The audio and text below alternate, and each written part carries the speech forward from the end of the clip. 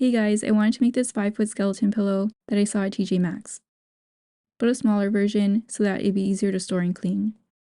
My skeleton was about 2.5 feet, and I gave it boots. The neck ended up being kind of flimsy, which I was fine with since it would just be leaning against another pillow.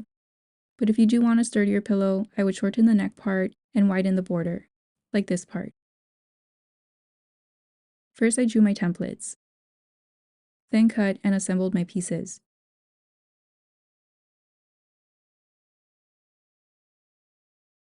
The fabric I used was thin enough to see the template. I traced my pieces onto the fabric and placed it on a second layer for the back pieces, then cut them out. I decided to use a fabric marker instead of embroidery thread, although my pen was very old, so I kept having to cut it to form a point.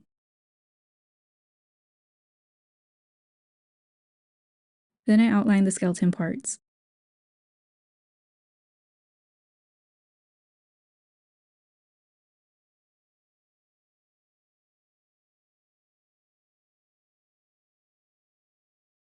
These were my pieces. To connect the limbs, I cut a strip that was 1 3/4 of an inch wide and folded it in half. Then I sewed 1/4 of an inch from the edge. I trimmed it so that I could turn it inside out. Then ironed it. You could use something else instead, like ribbon. I cut 8 pieces at 1.5 inches each. I began sewing with these pieces. With the front sides facing each other, align the connectors at the top and bottom. Then cover it with the back piece.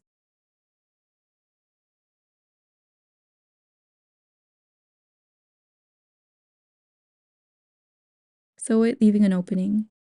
Try to leave an opening on a straight edge. It'll be easier to hand sew later. Next, cut slits around the curves.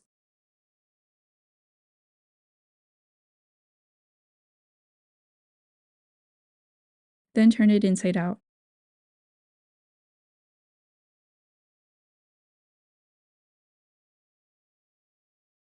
I use the end of a crochet hook to define the edges.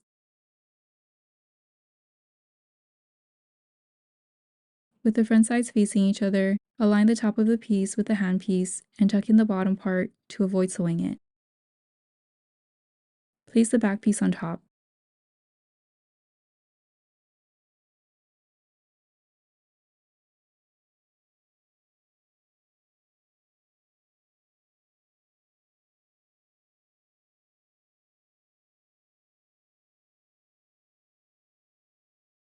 Then sew it, leaving an opening. Cut slits around the curves and turn it inside out.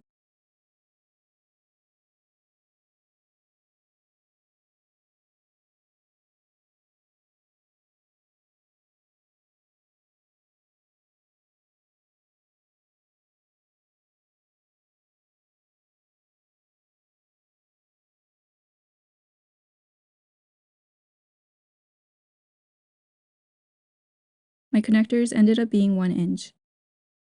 Repeat this with the other limbs.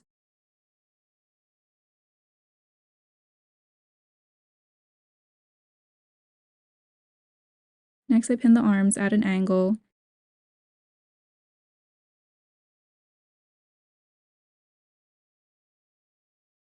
made sure they were aligned, and tucked in the ends.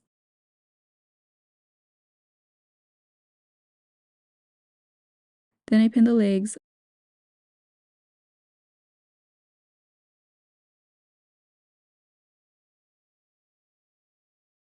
aligned them, and tucked in the ends.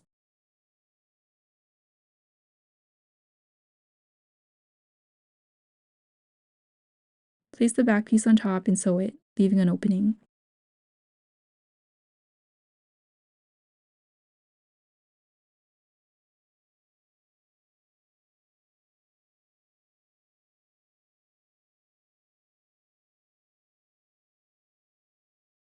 Then cut slits around the curves. I creased the opening so that it'd be easier to sew. Next, turn it inside out.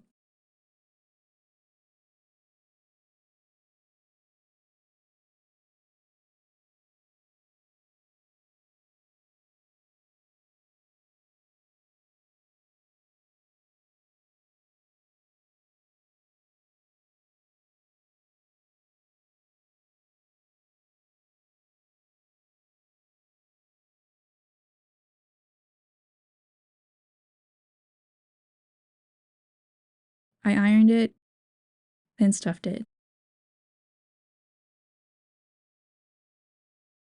I closed the openings with a ladder stitch. To do this, knot the end of your thread. Starting under the fabric, bring your needle up.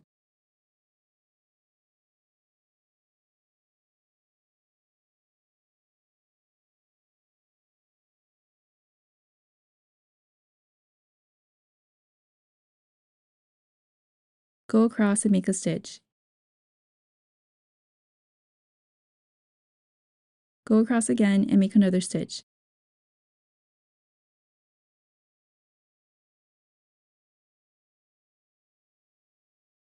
Continue the pattern.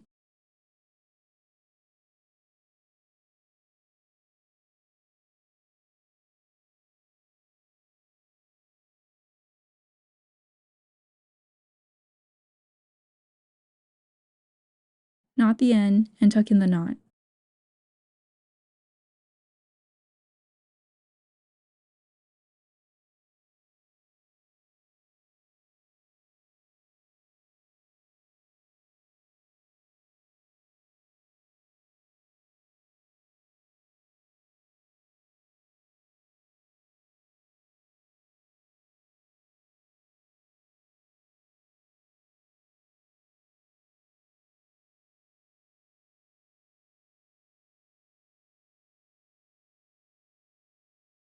And here's how it turned out.